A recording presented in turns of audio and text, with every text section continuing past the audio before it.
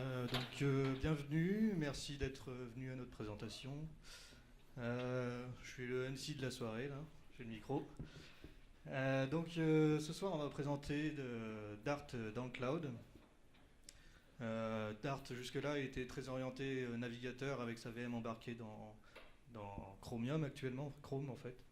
Une version de Chrome avec la VM embarquée, c'est pas encore dans Chrome. Mais depuis mardi, je ne sais pas si vous avez entendu parler des Managed VM avec la présentation de David ce matin et celle de Ludovic Champenois à 14h. C'est carrément le sujet avec un cas concret ici en Dart. Et du coup, on va vous présenter une application écrite en Dart de bout en bout, du serveur jusqu'au client. Donc moi je suis Guillaume, je suis développeur chez Sphere et je fais du Dart depuis 2 ans, plutôt activement. Voilà, moi c'est Nicolas, donc tout comme Guillaume, je fais du Dart depuis la même époque et je m'intéresse à la même chose. Et je suis aussi chez Sphere.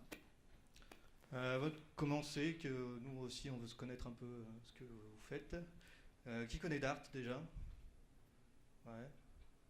Qui fait du Java? Pas mal aussi. Du cloud. Du Node.js? Un peu. Ok. Et qui connaît les Docker? Ça aussi c'est très important. Ouais.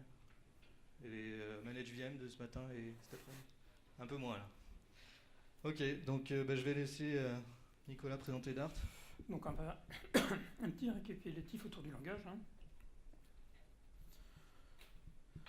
Donc d'abord calculer la philosophie du langage. Donc à la base c'est un langage qui se veut donc basé sur des classes et un langage objet. Donc contrairement à par exemple d'autres langages comme JavaScript, là on va plus retrouver des bases plus proches de Java ou .NET. Donc c'est aussi donc, un langage à syntaxe familière. Donc c'est ce que je disais, en fait un développeur Java par exemple va pas être très perdu avec le langage. Donc aussi un des buts du langage, c'était d'améliorer la performance et la maintenabilité des applications web, qui est vraiment le but premier lors de la création du langage. C'est aussi un langage qui est open source et depuis maintenant quelques mois, c'est un langage standard de l'ECMA. Donc mais Dart n'est pas seulement, il n'y a pas que le langage qui vient avec, il y a tout aussi une plateforme. Donc comme disait Guillaume tout à l'heure, c'est un langage à la fois qui est client et serveur.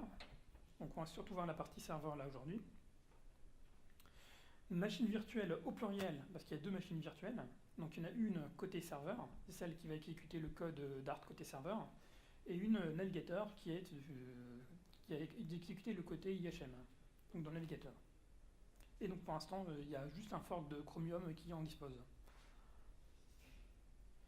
C'est un langage qui dispose aussi d'un gestionnaire de dépendances. Donc les dépendances en fait sont sur un repository qui s'appelle pub.dartlang.org. C'est un peu une sorte d'équivalent de NPM pour ceux qui font du .NET, du JavaScript. Il y a ainsi donc un compilateur JavaScript, vu que tous les navigateurs ne supportent pas Dart. Donc il y a la possibilité de compiler le code produit donc en JavaScript. Donc c'est surtout utile pour le code IHM, puisque le code serveur c'est pas très important d'être compilé en JavaScript. Et c'est aussi pour améliorer la productivité du développeur. Il y a tout un ensemble de plugins pour différents IDE, donc Eclipse, IntelliJ, VI, même pour les plus ninja. Donc on va voir un petit peu Compute Engine. Est-ce qu'il y a des gens qui connaissent un peu Compute Engine ou qui ont eu l'occasion de tester? Donc Compute Engine, c'est la plateforme IaaS de Google, sur laquelle on va pouvoir déployer du code. Donc on va commencer par un petit exemple tout simple, un Hello World. Donc ici, ce simple code là.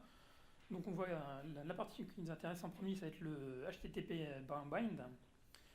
Donc ça permet sur le port 80, donc ça va lancer un serveur HTTP sur le port 80. Et ensuite, donc avec server.listen, on va les requêtes qui vont entrer. Et pour toutes les requêtes qui rentrent sur le flux de réponse, on va répondre Hello World et on ferme le flux de réponse. Or, on voit aussi un run the need. Ça va permettre de cacher les exceptions et de les gérer. Ainsi, donc, s'il y a une erreur imprévue donc, dans le serveur, ça va éviter de quitter le serveur, ce qui sera embêtant. Donc, maintenant, on va voir un code un petit peu plus compliqué. Donc, pour gérer les requêtes, On va essayer de faire en sorte qu'ils répondent toujours hello world sur l'URL route. Pour l'URL contact /contact, donc en get, il va répondre un flux JSON. Donc on va gérer des personnes. Donc on appelle une méthode JSON.code qui prend en paramètre une liste de maps. Et enfin, si c'est pas cette requête-là, on va dire que c'est une requête qui est inconnue. Donc on va envoyer un serveur node-found. Un statut node-found. Donc on va voir comment lancer, créer une instance. Donc je lance un petit script chez moi. Monsieur, il est pas méchant le script. Hop. Pendant ce temps-là, en fait, pendant le script lancé chez moi. Donc on va voir ce qu'il fait. Pour créer l'instance, donc il y a tout un ensemble de paramètres qui sont utiles. On va retrouver le nom de l'instance. On a décidé de l'appeler donc Dart GCE Demo. Il faut préciser la zone, donc dans quelle zone du monde va être déployée notre instance. Nous, on le déploie en Europe. Le type de machine, donc on prend la machine la plus petite, ça devrait suffire. Hein. Une image, donc ici on a choisi une Debian. Et enfin, on place un tag qui permet, le tag HTTP server, qui permet d'utiliser la règle de firewall HTTP server. Donc c'est une règle qui permet de dire que le port 80 est ouvert. Donc si on ne place pas ce tag là, les applications par défaut n'ont pas le port 80 ouvert, pour une raison de sécurité. Ensuite, donc, comment déployer? Donc on se connecte donc en SSH sur notre instance, en précisant donc le nom d'instance. Au niveau du déploiement, donc, on va mettre à jour donc les repositories de Debian pour qu'ils puissent connaître les repositories de Dart. Dans notre cas, donc, on va installer Dart et Git parce qu'il n'est peut-être pas forcément installé par défaut. Enfin, on va cloner le code d'une application, aller dans cet exemple d'application et on va lancer le serveur. Donc, hop, c'est ce que j'ai fait normalement.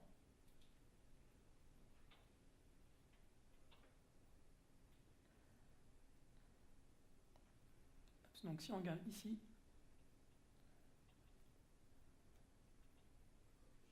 ouais.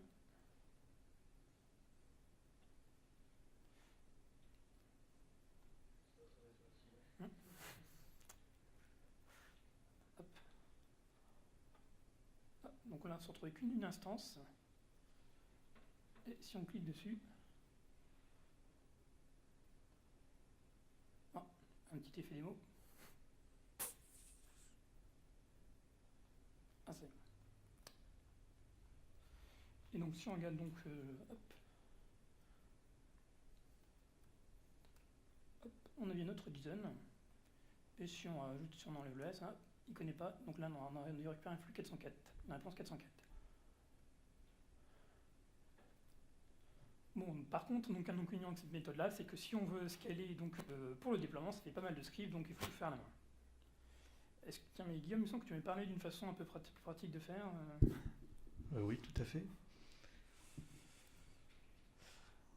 Donc pour cela, on va vous parler des managed VM qui sont arrivés en bêta depuis mardi dernier. Donc c'est une déclinaison d'App Engine qui entre en fait le YAS et le PAS. C'est entre vraiment Compute Engine et App Engine.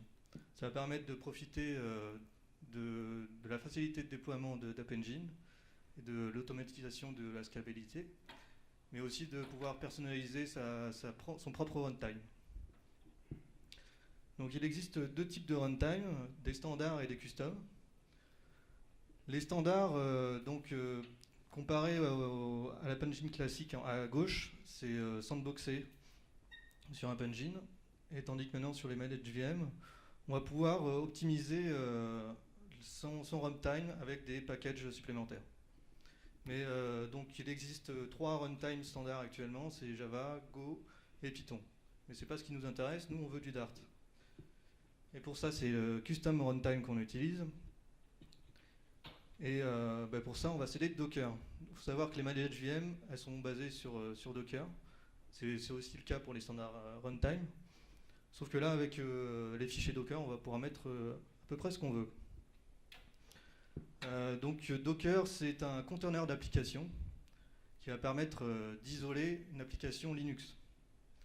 Donc c'est plus léger qu'une machine virtuelle, car il profite directement du cœur du kernel de Linux.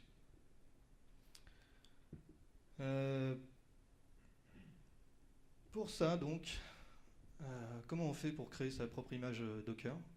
C'est simple, on définit un fichier Dockerfile, et ici on précise juste une ligne qui nous suffit, c'est l'image sur laquelle on va se baser, from Google Dart Runtime. Et rien qu'avec tout ça, donc il va récupérer une Ubuntu et charger le runtime Dart. Donc ça, il va chercher directement sur le repository de Docker.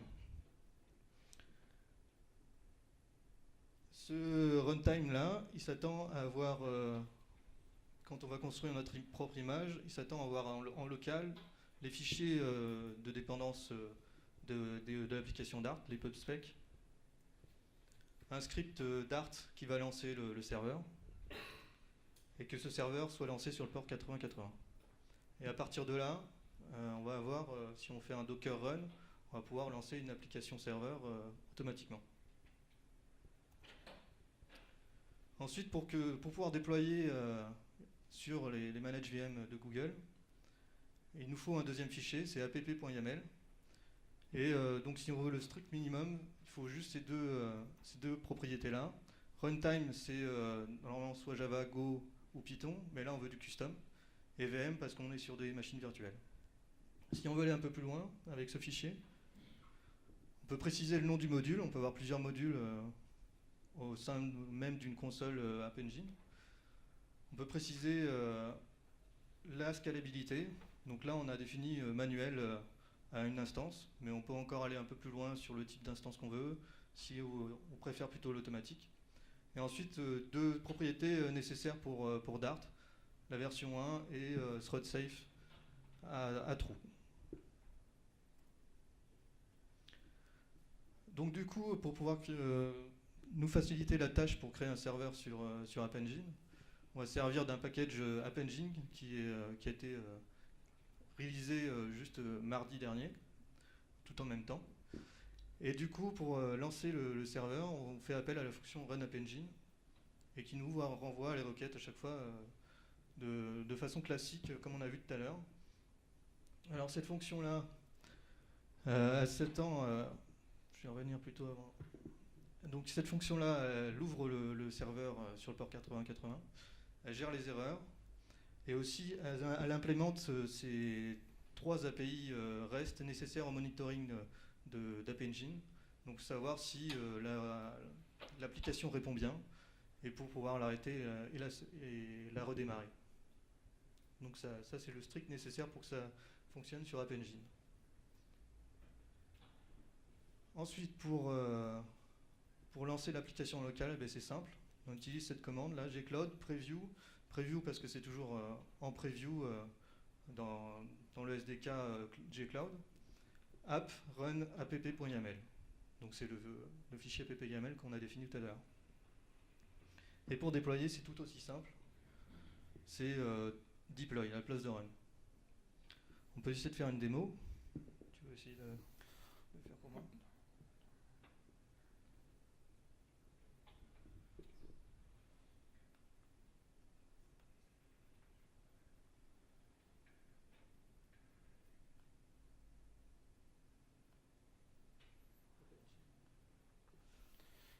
Alors, donc tu m'avais dit... Donc on a pris le projet et le Word d'exemple que nous fournit Dart. Preview, app, run. Et du coup, c'est exactement l'exemple qu'on vous a donné tout à l'heure, avec la configuration que je vous ai montrée. Donc il se charge de construire l'image Docker, et ensuite il va lancer l'application, va lancer cette image-là, automatiquement. Et donc si on va sur localhost 8080, on devrait voir l'application. Le fameux Hello World.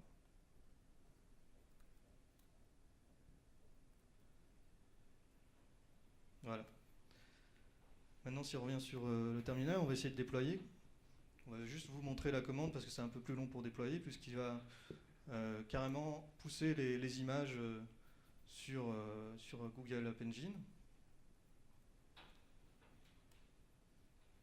Et donc ça va mettre un peu plus de temps. On va revenir sur les slides. Si vous avez des questions, n'hésitez pas.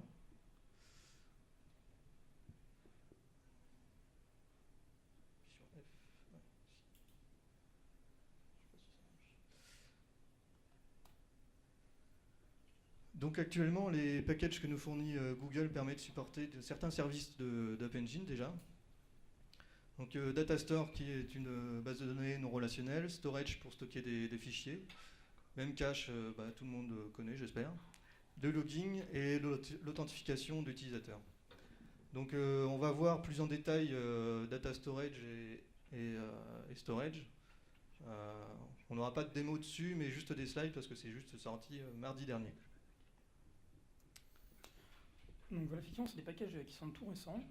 Et à la base, on peut s'en servir hors du contexte App Engine, puisqu'ils ont été externalisés dans les services de Google depuis quelques mois, je crois.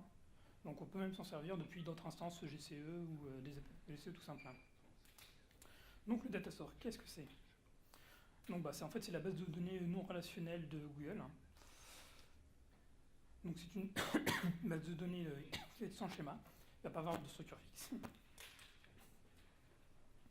Donc, dans notre cas d'Art, on va se retrouver avec une couche de mapping. On va pouvoir décrire nos entités d'Art avec quelques annotations. On verra des petits exemples. Et aussi une API bas niveau qui va permettre donc de manipuler ces entités-là. Donc, comment modéliser une donnée? Nous, dans notre cas, on voudrait modéliser des personnes. Donc à la base, on va devoir extendre modèle. Donc modèle, ça va permettre d'hériter de petites propriétés comme un ID et quelques autres propriétés qui vont être utiles au contexte de Google Datastore. On va devoir placer aussi une annotation kind pour préciser que c'est un objet qui va devoir être géré par le Datastore. Et en fin de compte, des propriétés de l'objet qui vont être le name, avatar, URL et la date de naissance, sur lequel aussi on place des annotations pour préciser le type, puisque Dart étant un langage non typé, on précise comme le type pour savoir quel type le Datastore va devoir gérer. Et donc éventuellement on peut placer un argument require true pour le nom. Donc maintenant qu'on sait comment modéliser une donnée, comment la stocker? Donc ici on se retrouve une petite liste de personnes, donc on crée 2 personnes qu'on place dans une liste. Et on insère les données dans le Datastore avec la méthode commit en utilisant le paramètre insert à laquelle on lui donne la liste des personnes. Et ça envoie un futur, donc à la fin, donc on dit que les données ont été insérées. Et donc comment requêter donc, le Datastore? Donc ici, on voudrait savoir les adresses d'une personne. Donc on va d'abord créer une query. Donc l'ancestor key, donc ça va être la clé d'appartenance de l'objet. Donc étant donné qu'on veut prendre les adresses d'une personne, donc son ancestor key, donc ça va être la personne, et le type donc de l'objet qu'on souhaite récupérer, c'est les adresses. Donc on lui donne le kind address. Donc on lui passe la query, et donc on récupère toujours un futur qui va donc retourner les résultats sous forme paginée dans un page par un time. Donc à faire ça, en ce moment ça bouge pas mal sur ces API là, puisqu'il y a quelques changements, il y a pas mal de changements. Par exemple par rapport à Google I.O., il y a pas mal de choses qui ont changé, même ça a beaucoup changé la semaine dernière. Donc c'est pas encore, ça montre toujours très fixe. Un autre aussi module, du coup ce service, qui a son importance, le cloud storage. Est-ce qu'il y a des gens qui connaissent un petit peu? Donc, en gros, le cloud storage, c'est juste un service de stockage de Google. Donc c'est un service de stockage comme je disais, c'est le service de stockage de Google dans le cloud. Donc c'est un service de données de stockage haute capacité. Enfin, tant que vos objets font moins de 5 Tera, tout se passera bien. Et scalable. Et aussi, il faut savoir que donc c'est un espace qui va être accessible depuis toutes vos instances et pour tous les projets. Donc vous pourrez comme ça partager des fichiers ou autres, par exemple des scripts ou des scripts bash, par exemple c'est ce que j'ai fait tout à l'heure, quand je déployais, en fait, le script de déploiement était récupéré depuis Google Storage, et comme ça, quelle que soit l'instance qui déploie, vous pouvez récupérer facilement le script. Autre avantage aussi, c'est qu'on peut placer des backups, par exemple des backups d'images de Docker, comme ça tout le monde peut les récupérer. Donc un petit peu de terminologie. Donc il faut savoir qu'il y a deux mots importants, qui est le bucket. Donc un bucket, en gros, c'est juste un conteneur. On va stocker donc nos documents. Et dans la terminologie, en fait, les documents, on appelle ça des objets. Objects. Donc au point de vue, donc, comment accéder au data store. Donc il faut savoir qu'un bucket va être unique pour tous les projets. Donc quels que soient les projets de tout le monde, de toutes les personnes, votre nom de bucket devra être unique au monde. Donc l'accès d'une URL à un bucket, ça peut être donc gs2. Nom du bucket, nom de l'objet. On peut avoir aussi des répertoires au milieu. Et voilà un exemple de nom de bucket pour notre application de personne. On souhaite mettre l'URL d'une personne. Enfin le fichier physique. Et donc, comment donc récupérer, lister et créer des buckets.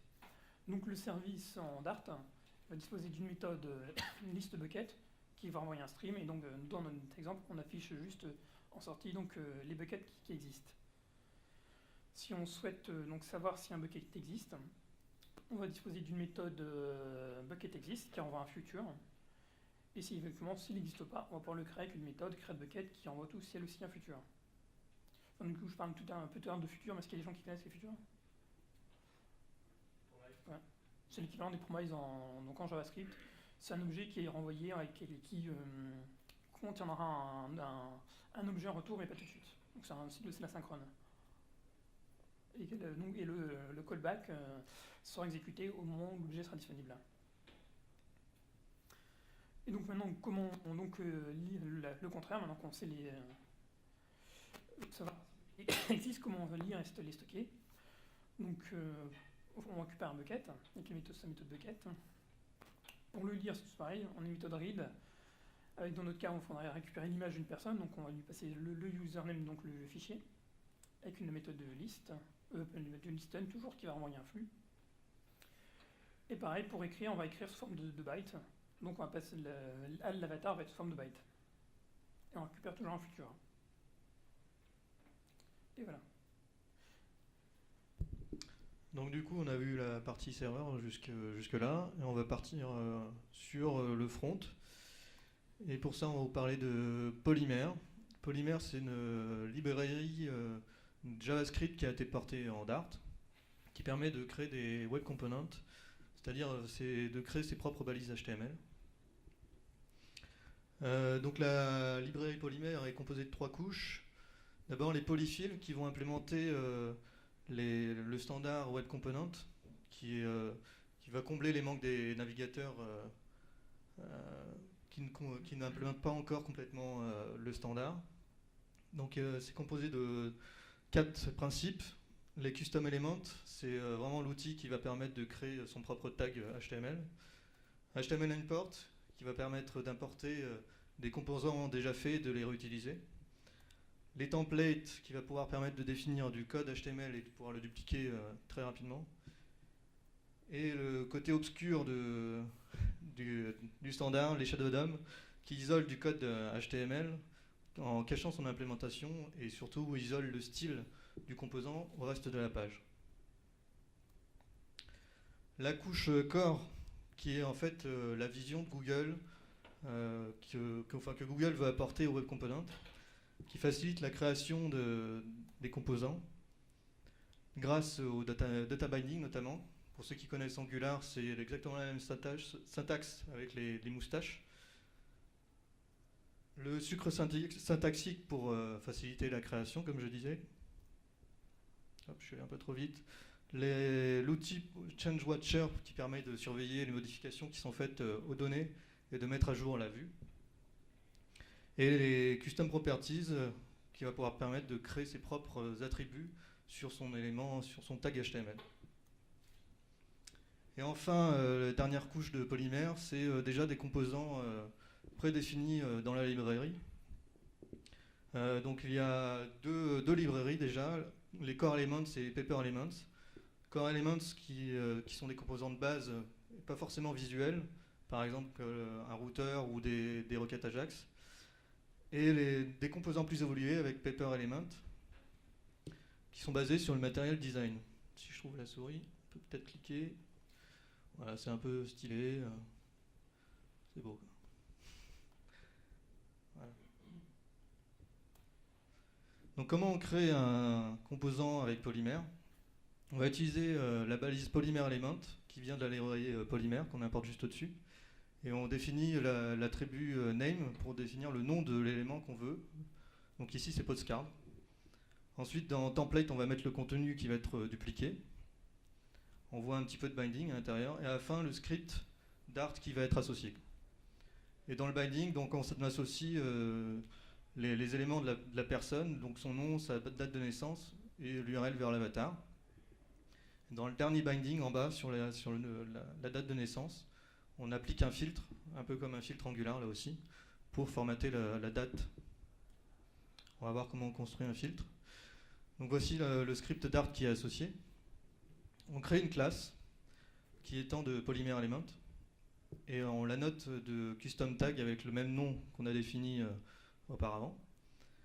Et donc à l'intérieur, on retrouve la donnée qu'on veut afficher, ces personnes, avec l'objet qu'on crée en dessous, qui est annoté de @observable. @observable, ça va permettre d'observer le changement sur la variable personne. Donc si on change l'objet, ça va mettre à jour la vue. Et le filtre, c'est tout simplement une fonction Dart qu'il y a dans la classe, qui va se retrouver un peu dans le scope du composant. Et pour réutiliser un composant polymère, c'est vraiment très simple, ça reprend exactement le standard des web components. On importe le composant avec la balise link rel import, et ensuite on utilise directement la balise HTML qu'on a customisée. Il y a juste l'import de la librairie polymère pour initialiser tous ces éléments-là et importer les polyfills. On va vous faire une démo quand même sur IntelliJ d'une application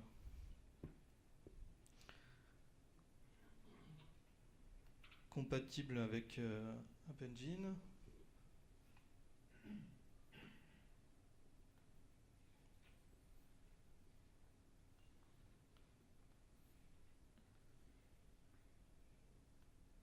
Alors ça c'est Hello World.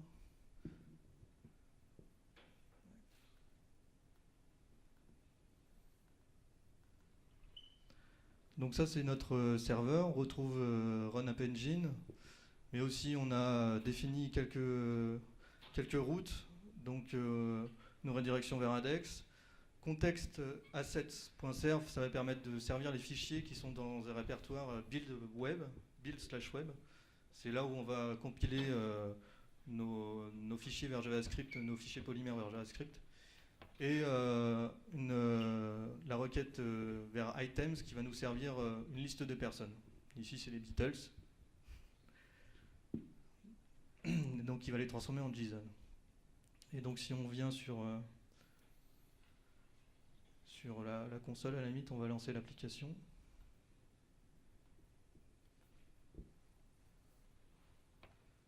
Donc là aussi on va utiliser la commande gcloud.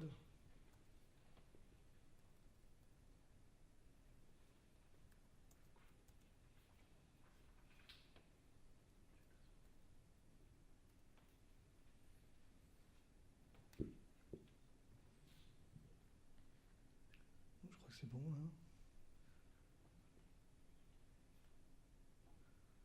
Donc voilà la liste des Beatles qui réutilise le composant postcard qu'on a fait juste précédemment. Si on veut voir la requête qui est faite, histoire de voir. Attends, je retrouve la souris.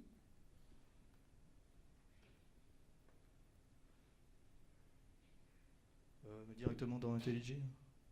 Je parlais.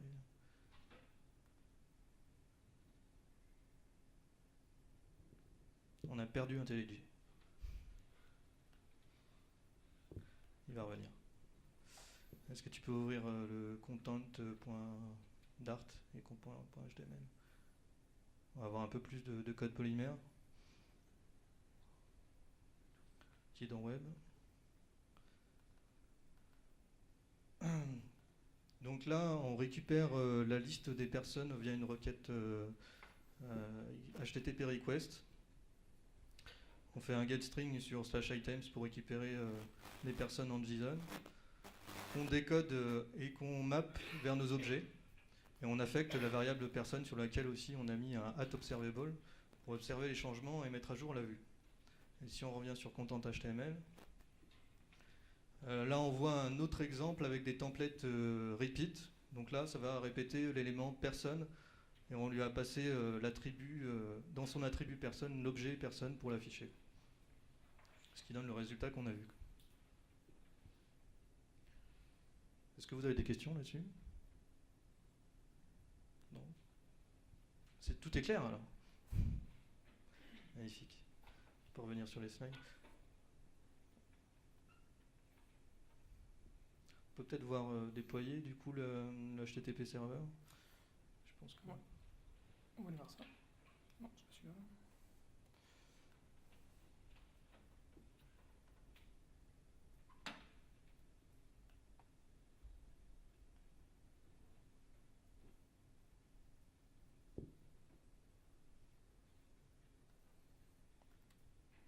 Dans la console, donc c'est pas le même projet par contre.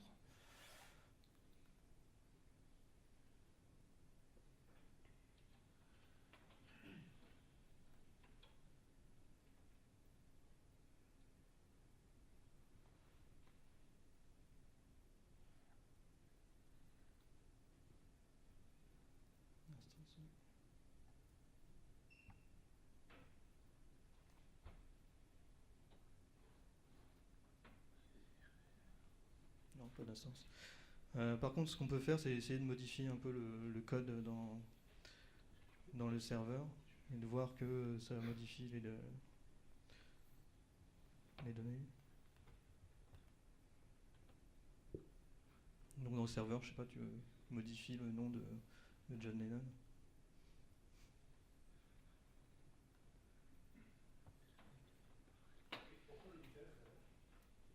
Comme exemple. Pink Floyd. Ouais, pourquoi pas. Mais bon, faut retrouver les photos et tout.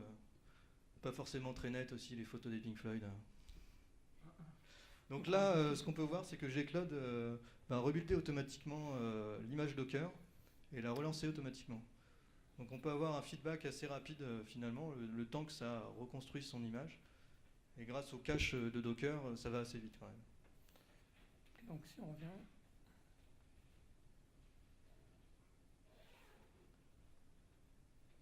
Voilà, la donnée a été mise à jour. On peut... on n'a pas réussi à avoir la truc, c'est pas Je grave. sais pas ce qui est passé ces instances, mais... Bon, c'est pas grave, on va passer à la suite.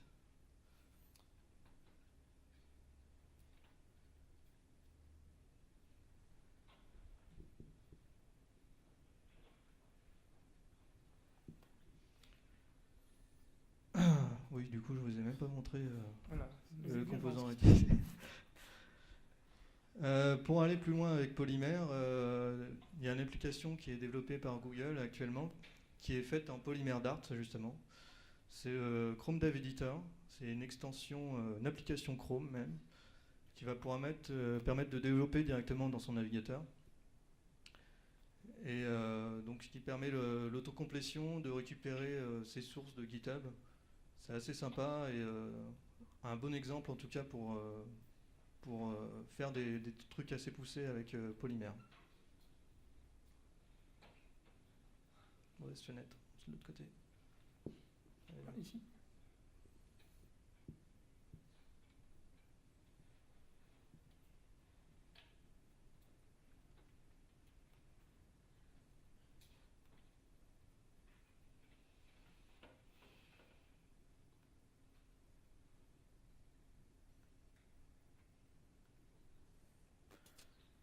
Donc voilà, donc on a un menu.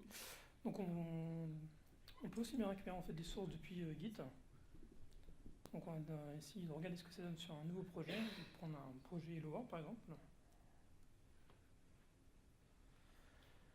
Donc on peut faire du Dart mais pas forcément, on a aussi quand même des exemples JavaScript, on peut aussi déployer, créer des applications Chrome ou des packages Dart tout simples. On va plutôt nous partir sur une Dart web app toute simple. Donc ça nous crée toute la structure de fichiers Dart avec ici le pubspec.yml. Donc c'est pas un exemple, pas forcément un exemple polymère. Et donc on va pouvoir développer depuis le navigateur et aussi donc tester. Donc si le fichier, donc on peut aussi déployer sur mobile en fait. Donc pour ça, il faut que le mobile soit connecté en USB et en allant sur un certain port, se connecter directement à l'application. Mais nous, on va faire un run tout simple. Et donc ça donne cette application-là.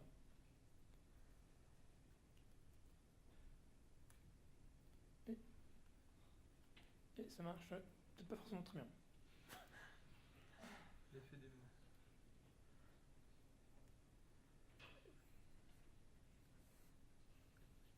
Je pense qu'il compile actuellement. C'est possible. Et je sais même pas où est passé le Chrome Editor. Ouais, c'est une application Chrome, ouais. Il lance pas le Dart en natif, il est obligé de compiler en JavaScript avant. C'est pour ça que ça prend du temps. T'as pas une machine très performante. On pourrait là du coup, on pourrait utiliser Dart. C'est possible. Ouais.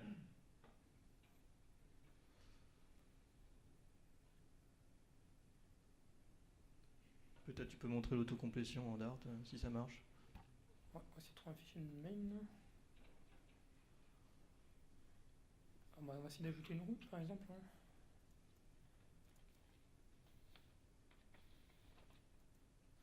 Donc on dispose donc de l'autocomplétion. Donc il faudra oublier IntelliJ bientôt. Eclipse c'est déjà oublié mais... On pourra directement développer dans un Chromebook et...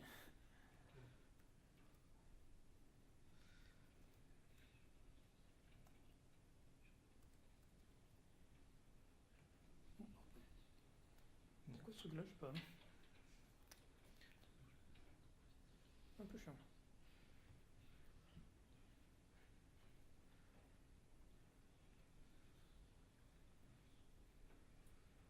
Bon, c'est pas grave.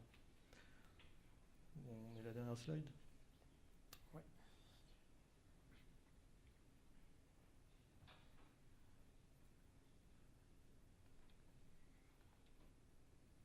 C'est déjà retrouvé.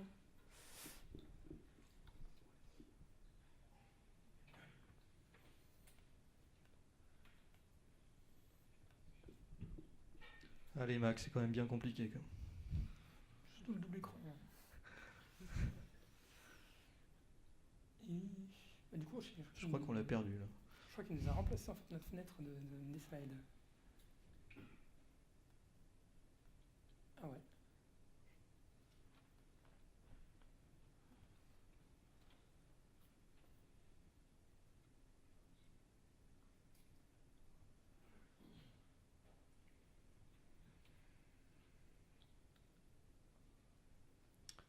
Donc merci.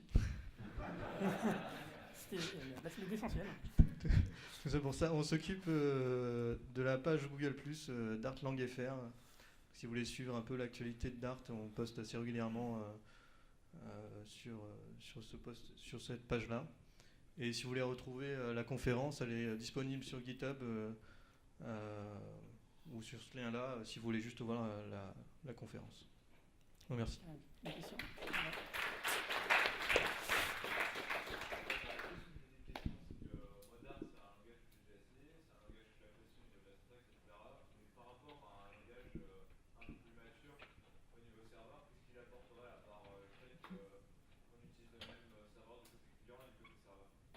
J'ai envie de te dire ça, oui, le même langage côté client et côté serveur. Ce qui est quand même assez intéressant, ce qu'on a cherché à faire avec Java et GWT. Et je pense que ça va être un plus. Après, le langage est vraiment sympa. Et niveau performance aussi, il est très intéressant, quoi. Et son côté asynchrone, enfin, il y en a qui commencent à faire des devs sur Node.js.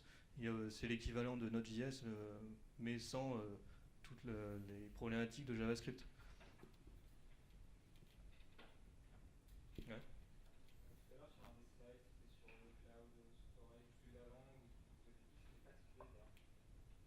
Ouais, c'est un typage optionnel là. Donc, on peut indiquer le type, mais c'est pas obligatoire. Le typage est surtout intéressant quand tu développes pour que l'IDE puisse déduire quelles sont les méthodes possibles à appeler. Il n'est pas vérifié au runtime le type.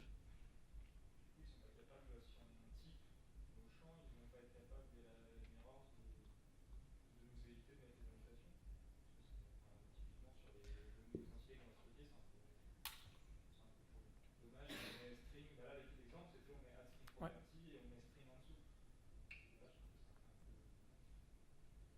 Bah justement, on perd le typage au runtime, donc il n'est pas capable forcément de le récupérer tout le temps. Ce qui concerne les entities, je pense ils ont bien dupliqué sur l'API Java, à mon avis, et c'est sujet à évolution, ça c'est sûr. On en est qu'au tout début. Ouais, ils ont ouvert l'API qu'au début de la semaine. Ça a changé il y a 2 semaines. Avant, ils avaient ça dans un autre. Il y avait 2 fichiers en fait pour représenter une donnée. Il y avait un fichier une classe de description et une classe de l'objet. Donc là, ils ont tout rescindé en deux, en un objet. Je reconnais qu'au niveau des annotations, là, je pense qu'il y a des améliorations, quoi. Mais elles sont nécessaires pour savoir quelles données on doit insérer en base, quoi. J'imagine.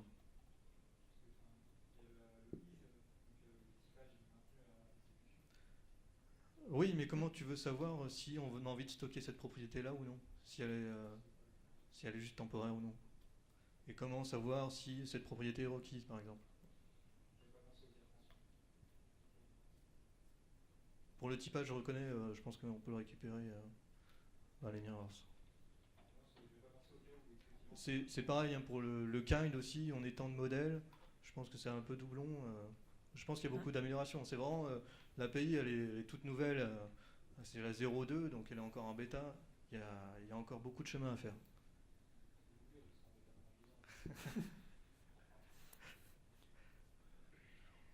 Mais on est à un DevFest alors. Puis on est là pour voir les dernières technos aussi, non? Voilà. D'autres questions? Ouais. Comment il sait qu'il doit lancer Docker en fait? Je lui rate un passage avec le app.yaml. Juste avec le fait qu'il y a un Dockerfile, il sait qu'il lance. Alors, c'est Gcloud qui va lancer Docker automatiquement. Et s'il n'y a pas de Dockerfile, il va lancer un Java Runtime.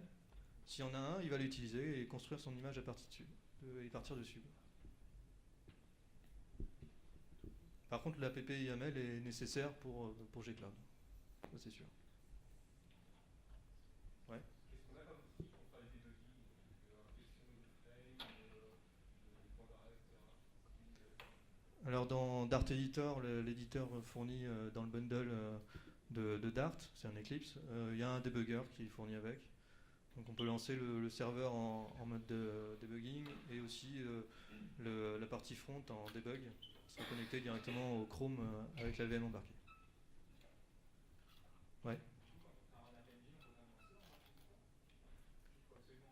Non, il faut absolument le lancer dans Docker. Pour l'instant, il est dépendant à l'image Docker. Je pense qu'il faut faire un petit hack et se lancer son petit serveur comme on a fait plutôt avec le http server.bind. Utiliser cette technique-là. Mais le problème, c'est si on commence à utiliser les services App Engine, là, on n'aura aucun outil pour bouchonner en gros ces parties-là. Et c'est les images Docker et GeoCloud qui vont apporter tout ça. Donc c'est vrai que de ce côté-là, c'est un peu plus compliqué, un peu plus chiant, mais on peut toujours se connecter sur le debugger de la VM. Les ports sont ouverts.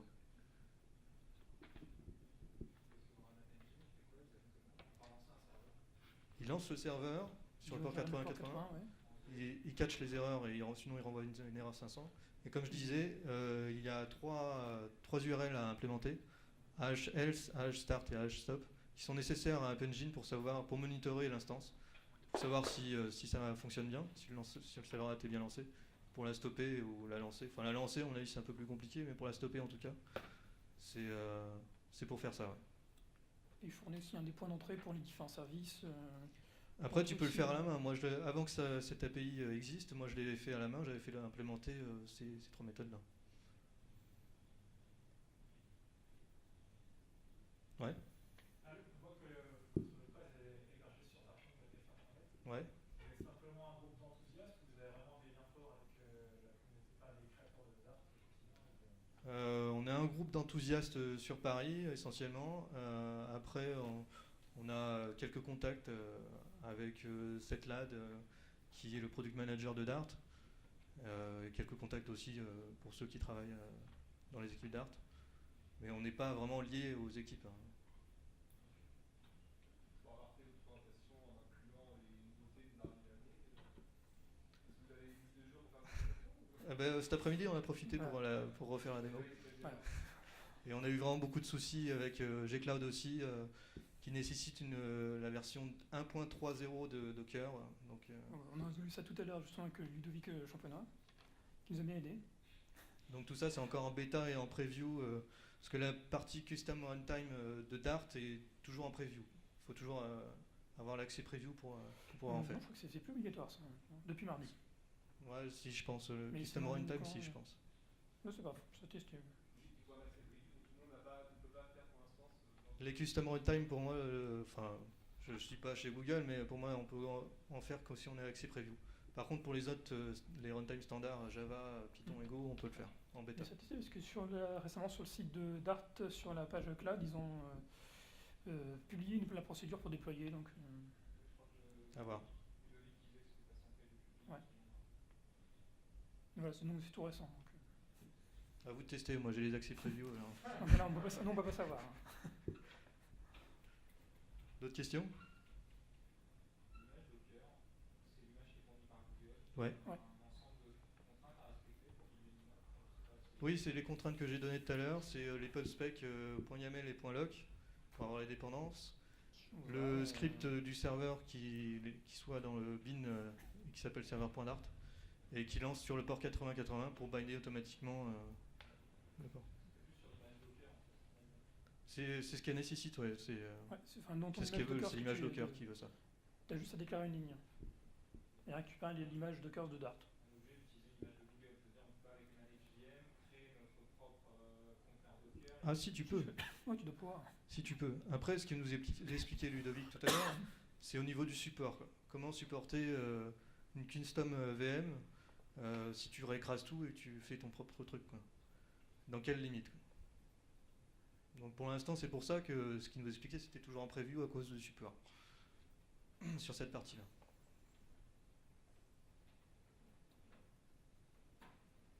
Dernière question peut-être. Bon, bah, merci en tout cas.